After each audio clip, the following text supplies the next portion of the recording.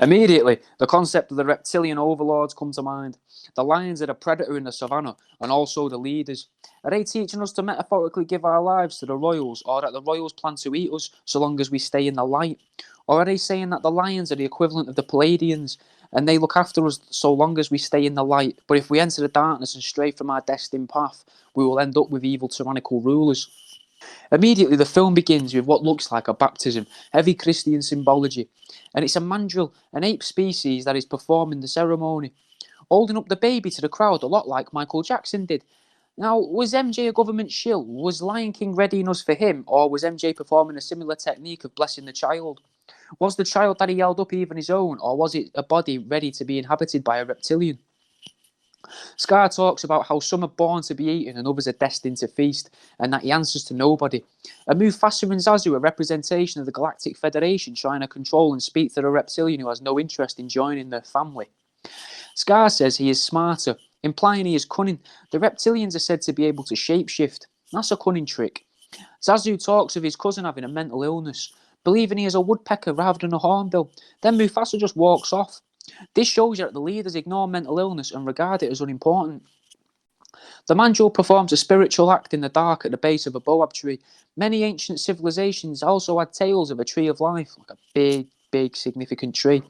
Simba says, give orders for a hunt, chase off evil intruders when he's asked about leaders, as if that's all that leaders do. Mufasa says to him, look, Simba, everything the light touches is our kingdom, but a king's time as ruler rises and falls like the sun. One day, Simba, the sun will be set on at my time here, and you will rise with you as the new king. Is this about the aliens or ethereal beings that protect this realm from the darkness? It belongs to no one, but it is for you to protect. This shows that as a leader, Mufasa doesn't feel as though he owns his subjects, whereas in the real world, our leaders act as though they own us. Everything you see exists together in a delicate balance. Don't we eat the antelope?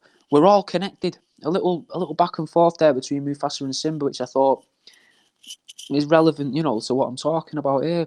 Zazu comes and tells stories or the news at the Pride Lands, and Mufasa gets Simba to pay close attention, but actually attack the bird rather than hear the news.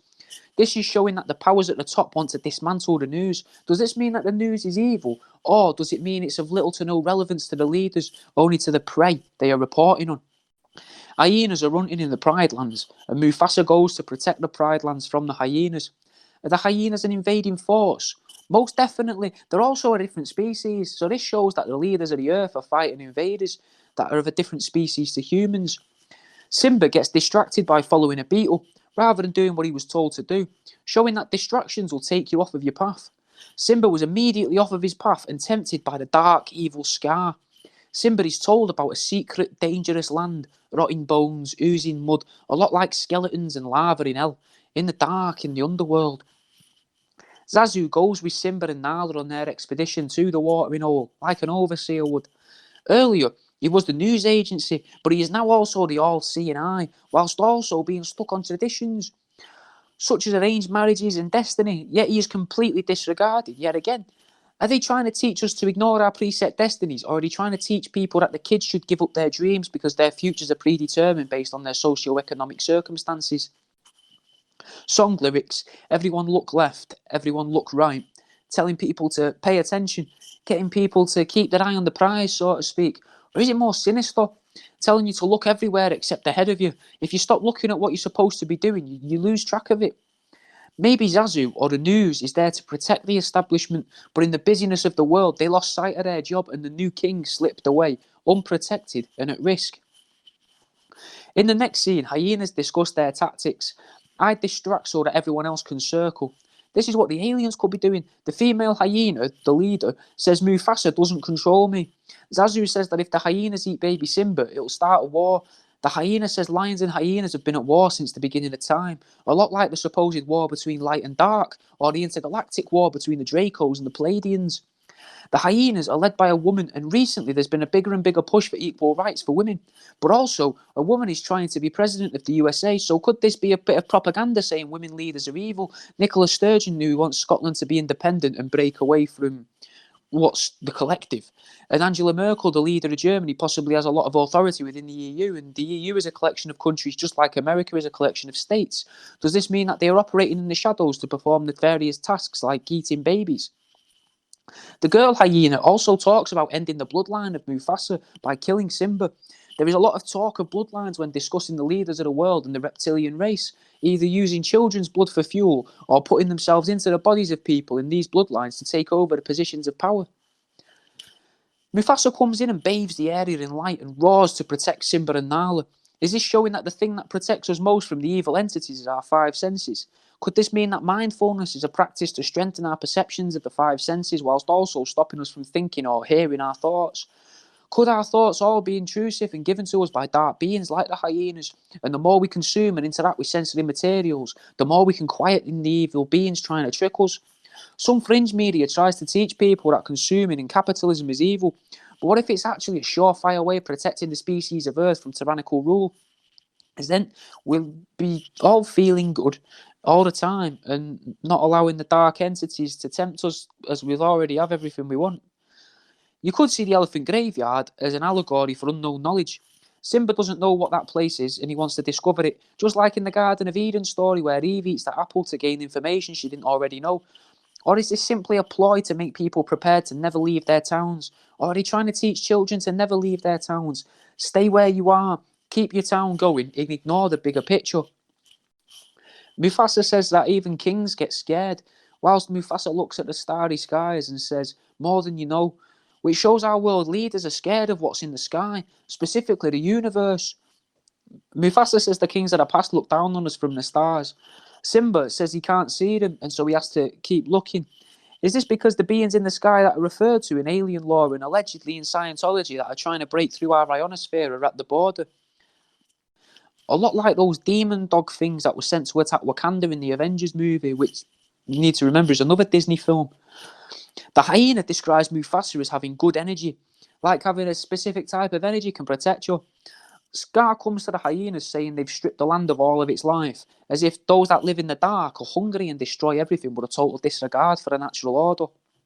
Scar gives a speech about how the mighty should be able to take whatever they want from the Pride Lands with no repercussions, describing Mufasa's reign as a failing regime, which seems a perfect way to get people on board with you if you want to overtake a position of power.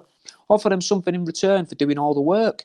So if we view Scar as the reptilian and the hyenas as the rich and powerful constrained by laws, then Scar is a great way to allow the powerful to act lawlessly and achieve their goals. Scar sells them a dream, a vision, his vision that encompasses you, the hyena, a murky scam, a coup, telling them to be prepared. You could look at this as a representation of how aspiring leaders always tell their potential populace that the times are changing. The scene finishes with Scar next to the moon, repeating, "Be prepared." Is this because there's something in the moon that's going to attack us? The moon is mostly dark, and the dark side of the moon is often seen as dangerous and mysterious. Is there something or someone plotting to rule the world from the moon? Some people believe the moon is a sort of seed bank, like the Ark from Noah's Tale, or that it's full of space Nazis just waiting to make their move. Interestingly, the Lion King had a scene that I remember when I was younger being similar to goose stepping, which was something the Nazis were known for in their marches. So is there an underlying plot here to tell us that the Nazis are in the moon? The gorge is where lions come to find their roar. Scar is again selling a dream to the young Simba. Simba wants to grow up. This shows the way that the evil entities can manipulate you through dreams and ambitions, just to further their own agenda.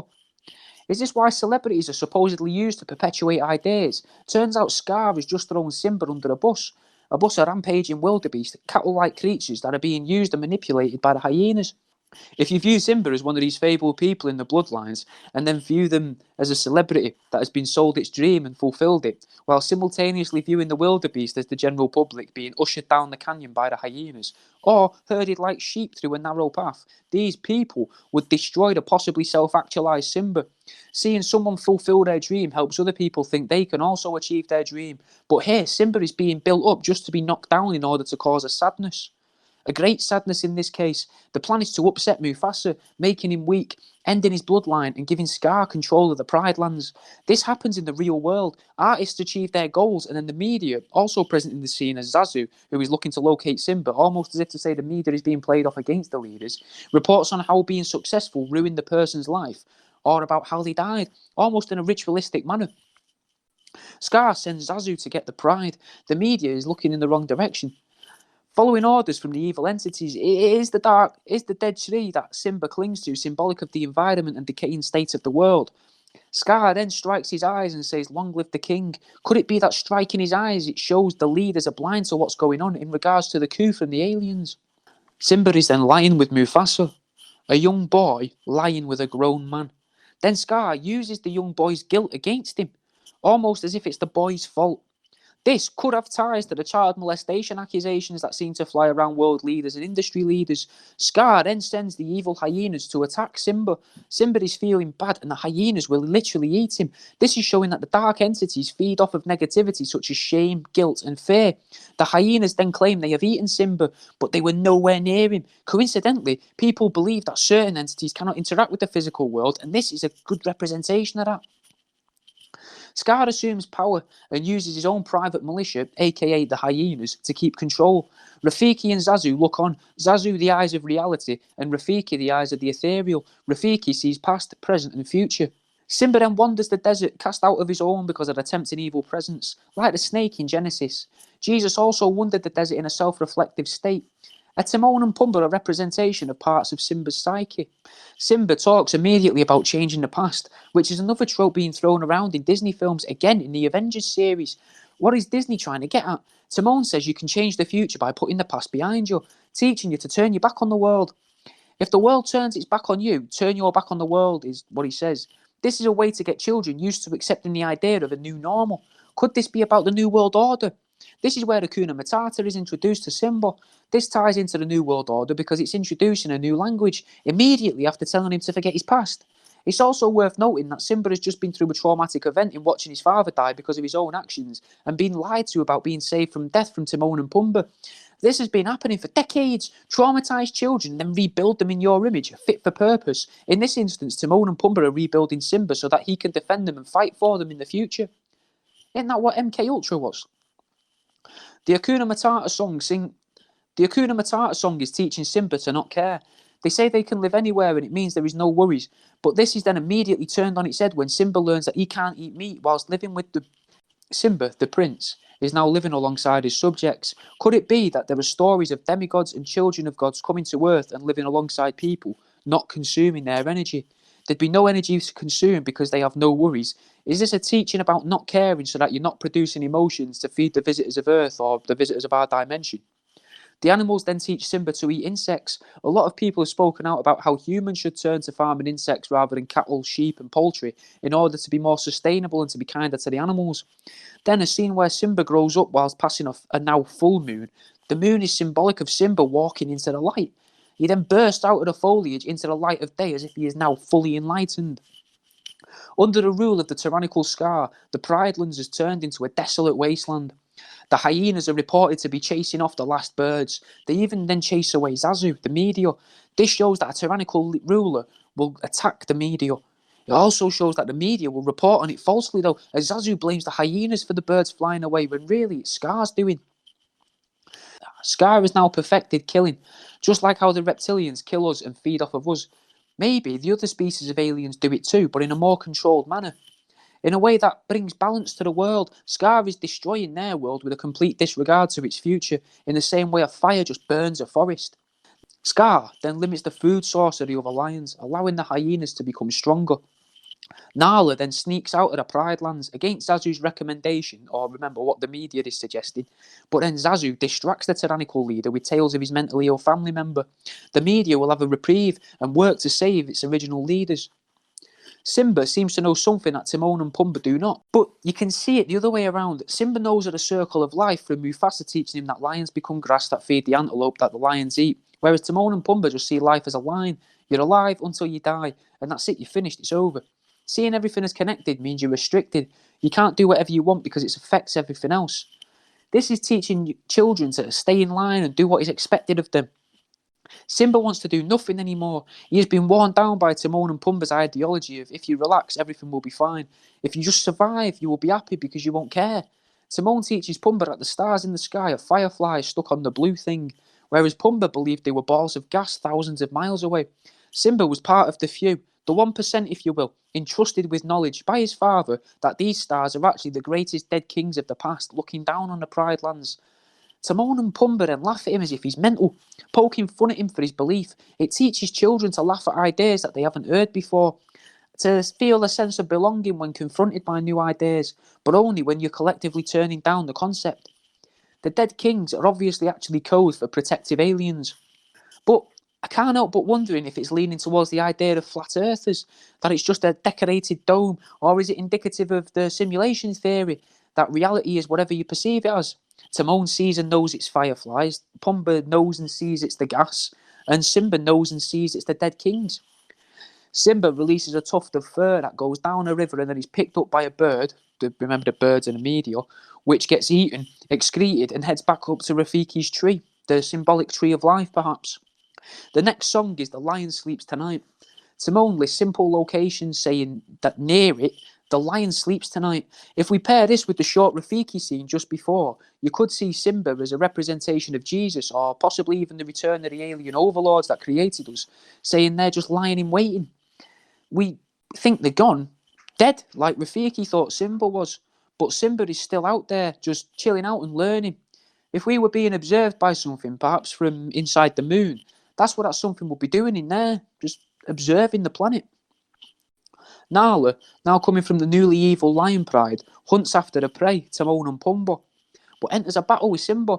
This shows that there is a degree of infighting amongst the ruling class for the well-being of their subjects. Could there be a battle going on now with the quote-unquote evil and the naturally quote-unquote good, and they don't even know why they're fighting each other? Maybe they're old friends that are fighting, or siblings, kind of like Enki and Enlil, who got annoyed at each other in Sitchin's books. Maybe that war is over, and maybe they're rekindling whatever relationship they had prior to their literal or ideological separation, ready to take the fight back to the current evil overlords.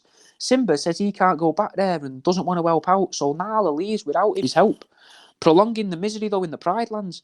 Enter the spiritual mandrill, Rafiki, who wants to teach Simba who he is, or remind him of who he is at least. He tells Simba that his father is still alive and leads him away through more and more dangerously challenging branches. Then Rafiki appears in front of Simba and invites him to see, telling him to look closer and see that Mufasa's soul is inside him. Mufasa speaks from the sky, telling him to remember, repeating it. He also says he will always be watching. This ties together the earlier scene where Timon was singing The Lion Sleeps Tonight by literally saying what was seen in the earlier scene, like a delayed narration. Simba returns to carcasses and desert, repeating that he needs to fight to protect the light, and Nala is up for the fight too. Zazu returns to welcome him, showing that the media is still here, or is it showing that the media will continue no matter what, using or being used by whatever is present at the time? Timon literally then says, "Oh look, it's a puppet," which adds to the delayed narration idea I just introduced. Timon knows that Zazu is the media and that the media is the puppet of whoever's in charge. Timon and Pumbaa then sacrifice themselves to distract the hyenas. I can't help but wonder, is this why people used to sacrifice others to their gods? Rafiki gets his staff back and says, "My old friend," when he looks at it, like something has returned. Could this be a reference to magic, like magic with a K? Like proper magic, if you will. Could it be that this story is actually playing out now? Could Prince Harry be Simba, and he is moving away so that he doesn't have to worry about the kingdom? Could we actually only be experiencing the earlier half of the film, and the second half of the film is fantasy? Scar then uses Simba's words and guilt against him, getting seemingly stronger and stronger, and Simba then falls off at a cliff, clinging on for his life. At that moment, lightning strikes a dead tree beneath him. Could this be his father, the kings of old? Maybe something in the moon setting fire to the earth below in order to reset the Pride Lands. The fire will bring rejuvenation to the lands, making it lush again, regardless of who wins the battle, making this seem like whatever he's watching has no real interest in what happens to the earth, just as long as something happens on earth. Kind of like the Truman Show, because from the moon they make the waves go mad, don't they, to try and upset Truman. Well, that's a different film. We might do that one day. Scar then gets found out after admitting he killed Mufasa. A war then happens between the hellish hyenas and the guardians of the Pride Lands.